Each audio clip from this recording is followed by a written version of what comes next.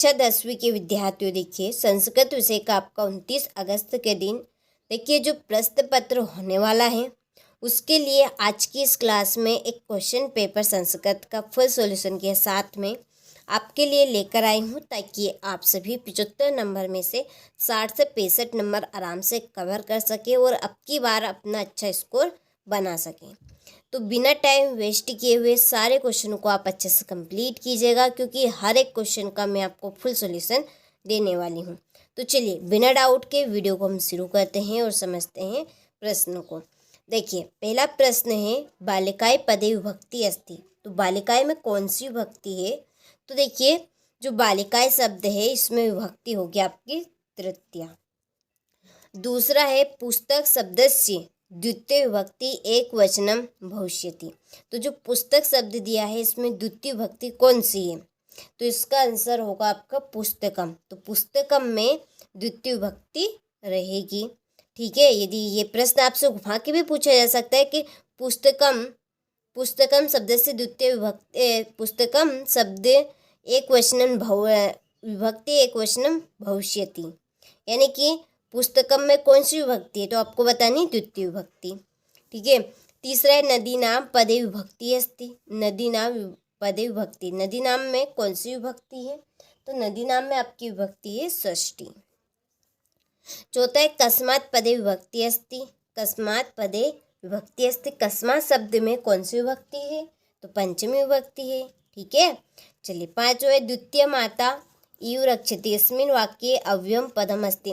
देखिए जो यहाँ पे वाक्य दिया है द्वितीय माता इव रक्षति, इसमें हमें अवयव बताना। अवयव इसमें रहेगा आपका इव। क्या रहेगा इसमें? अवयव इव। ठीक है।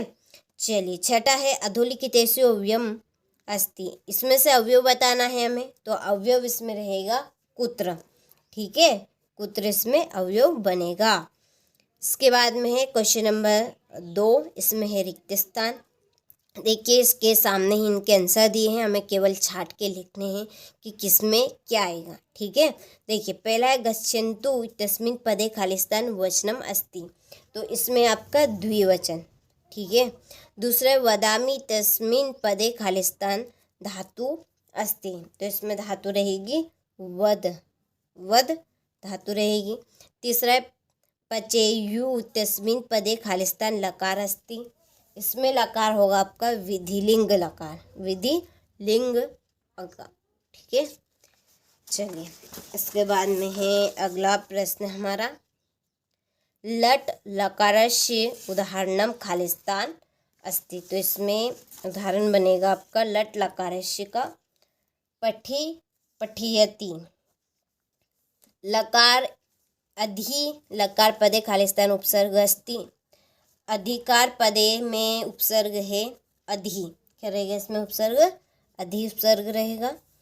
पराजय पदे खालिस्तान उपसर्ग अस्ति। इसमें आपका रहेगा परा उपसर्ग। ठीक है। चलिए हो गए। इसके बाद में है जोड़ी महाधन इंद्र। तो महाधन इंद्र की जोड़ी है महेंद्र। जगदीश की जोड़ी है जगत धन ईसा। महान चा असो पुरुष, महापुरुष। चंद्रशेखर की आपकी जोड़ी है बहुब्रीहि समास है। दिग्गु समास में पंचवटी समास, और नमस्ते में नमाधन ते। ठीक है। चलिए ये आपकी जोड़ी हो गई, नंबर डाल दी है, अच्छे से कंप्लीट कीजिएगा। क्वेश्चन नंबर 4 में एक वाक्य उत्तर। पहला है, कत्वा इत्यस्य एकम उदाहरणम लिखत। कत्वा प्रत्यय का एक उदाहरण देना है, तो गत्वा। दूसरा है, गतवान तस्मिन् पदे का प्रत्यय अस्ति। गतवान में प्रत्यय कत्वतु।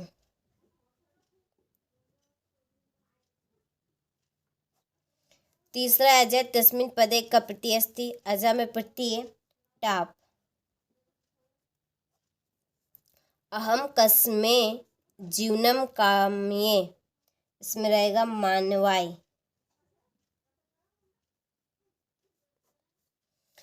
व्याघ्र कस्मात् विभक्ति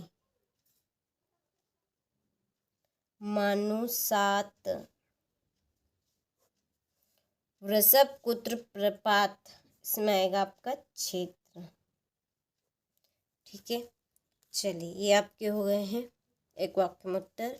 इसके बाद में है आम और ना। पहला जो रहेगा वो आपका आम रहेगा, आपको इनको पढ़ लेना है। ठीक है, यहाँ पर मैं आंसर लिख देती हूँ।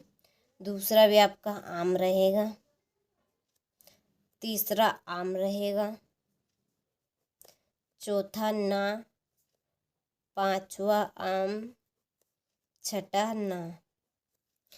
ठीक है, चलिए इसके बाद में छठा क्वेश्चन, अस्माक पर्यावरणे किम किम दूषितम अस्ति। फिर बुद्धिमती केन उपेता पितृगृहं प्रति चलिता बाल भावात् हिमकरं कुत्र विराजते कुशलवो वंशस्य कर्ता का राम लवकुशो कुत्र उपेयितु कथयति। और ये 11वें क्वेश्चन में आपके रेखांकित पदानी रहेंगे और 12वें क्वेश्चन में का और कम रहेंगे। 23वें क्वेश्चन में वाक्य रहेंगे, वाच्य परिवर्तन करने हैं इनके।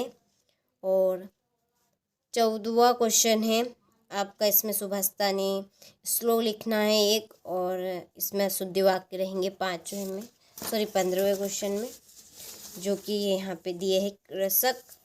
कृषकः ग्रामे गच्छति, छात्रा विद्यालय पठति, अहम जल पिबति। ठीक है, और इसके बाद में है आपके यहाँ पे रिक्त स्थान वापस से, जो कि आपको अच्छे से कंप्लीट कर लेने हैं। फिर क्रम संयोजन रहेंगे, क्रम संयोजन के बाद में अपठित गद्यांश रहेंगे। देखिए यहाँ से आपके जो, जैसे कि आपको पास होना है केवल मात्र, तो यहाँ से आप आराम से पास हो सकते हैं। जो अपठित गद्यांश, पद्यांश और नाटकीय और अपठित गद्यांश दिया जाएगा। ठीक है, गद्यांश पद्यांश नाटकीय में से दिए जाएंगे और एक पद्यांश आपको दिया जाएगा, अपठित पद्यांश। आप इन चारी को अच्छे से कंप्लीट कर लेते हैं तो समझ लीजिए आप तो संस्कृत में पास हो जाएंगे। तो यहाँ से आपको अच्छे से कंप्लीट करना है। जो अपठित ये गद्यांश दिया गया है इसको अच्छे से पढ़ना, क्योंकि इसके जो क्वेश्चन है वो आपको इसी में से मिलेंगे। ठीक है, चलिए इसके नीचे इसका अथवा है, दोनों में से एक आप आराम से कर सकते हैं।